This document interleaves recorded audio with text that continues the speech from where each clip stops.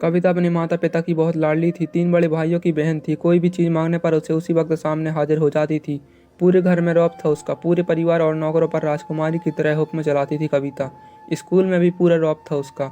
बड़े घर की लाडली जो थी वह ऐसे ही उसे कॉलेज में दाखिला लिया। उसके ठाट बाट, बड़ी गाड़ी में आना जाना, हर दिन नया फैशन देखकर हर कोई उससे दोस्ती करना चाहता था। थोड़े ही दिनों में उसके बहुत से दोस्त बन गए। पूरे कॉलेज में उसकी अपने ही एक पहचान थी। इस दिनों उसके घर एक रिश्ता आया। खानदानी लोग थे और पापा की पुरानी जान पहचान थी उससे। उनके साथ कविता के साथ कोई ज़बरदस्ती नहीं थी, पर कविता ने फिर भी हाँ कर दी, क्योंकि वह अपने परिवार से बहुत प्यार करती थी। वह जानती थी कि वह लोग उसका अच्छा ही सोचेंगे। लड़के का नाम राज था। राज काफ़ी पढ़ा लिखा और समझदार लड़का था। ससुराल वाले भी बहुत अच्छे थे।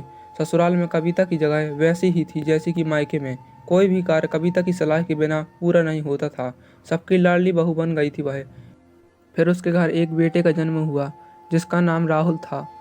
राहुल कविता को जान से प्यारा था। पोता पाकर ससुराल वाले तो फूले नहीं समाते थे। कविता कभी कभी सोचती थी कि उसकी किस्मत कितनी अच्छी है। उसका हर अपना उसे कितना प्यार करता है। चाहे जीवन में कैसा भी समय आए, मेरे अपने हमेशा मेरे साथ हैं। मैं कभी अकेली नहीं हो सकती।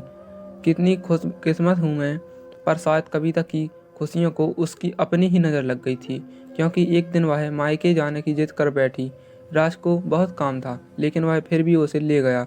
रास्ते में उनकी गाड़ी अन्य गाड़ी से टकरा गई, जिसके बाद कविता, राज और राहुल बहुत बुरी तरह से जख्मी हो गई।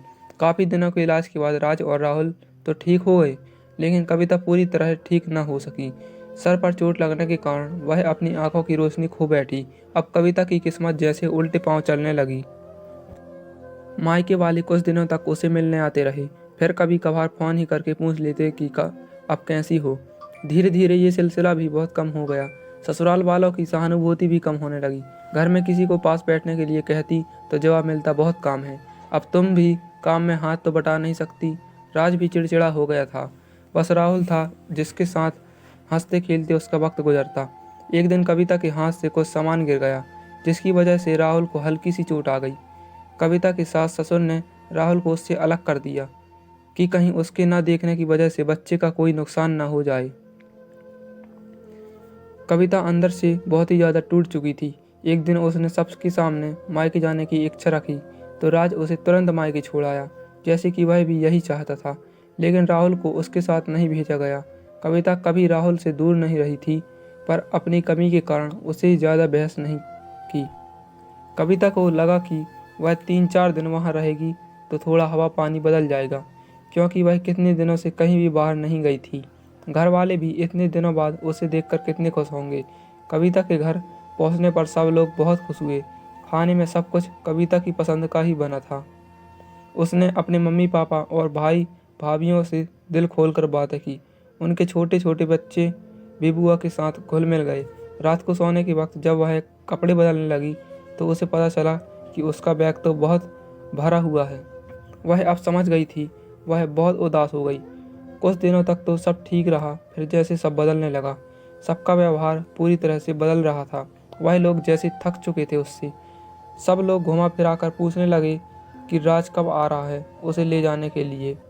वह बहाना बना देती थी, जबकि वह जानती थी कि उस घर में अब उसके लिए कोई जगह नहीं है।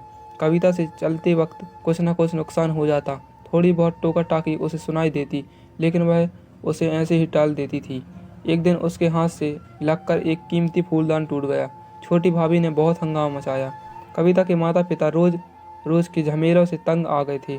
उन्होंने राज को खुद फ़ोन कर दिया। राज कविता को अपने घर ले गया। कविता को अपने परिवार वालों से ये उम्मीद न थी। जिस कविता के कहे बिना घर में एक पत्ता भी नहीं हिलता था, उस घर के लिए अब वह बोझ बन चुकी थी। राज के साथ ससुराल आते वक्त वह बहुत खुश थी, क्योंकि वह अपने घर जा रही थी, अपने जिगर के टुकड़े राहुल के पास। परंतु यह खुशी भी कुछ पल की ही थी। सारा बंदोबस्त पहले से ही किया हुआ था। कविता को सीधे ऊपर वाले कमरे में पहुंचा दिया गया। राहुल से दूर रहने की सख्त चेतावनी दी गई उसे। एक काम वाली लता, उसको उसकी जिम्मेदारी सौंपी गई, जो उसके खाने पहनने जैसी ज़रूरतों का ध्यान रखती थी। कविता ज़्यादातर चुप ही रहती थी।